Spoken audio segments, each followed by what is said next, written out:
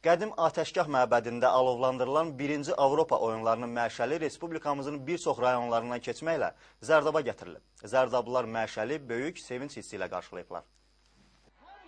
1-ci Avropa oyunlarının məşəli Anakürün sahilində yerləşən Zərdab şəhərinə gətirildi.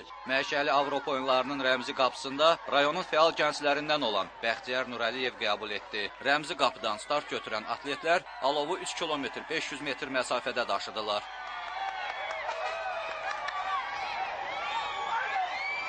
Məşəl yürüyüşü şəhərin küçə və prospektlərindən keçməklə Heydər Əliyev parkında başa çatdı. Sonra 1-ci Avropa oyunlarının səhnədə quraşdırılan məşəli alovlandırıldı.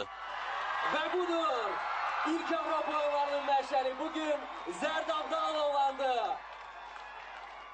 Bütün bölgələrimiz bu oyuna möhtəşəm hazırlaşır və bütün bölgələrimizdə keçirilən Alov festivalındakı idmançılarımıza, uğurlarımıza arzulayıram və inanıram ki, Azərbaycan xalqı qalib gələcək və bizim idmançılarımız ən yüksək zirvələrdə görəcək.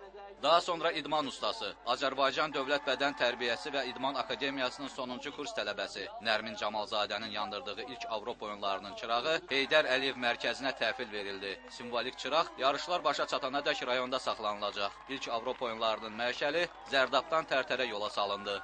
Şahin Qurbanzadə, Rəhman Əsədov, Samir Cəbiyev, Zərdab.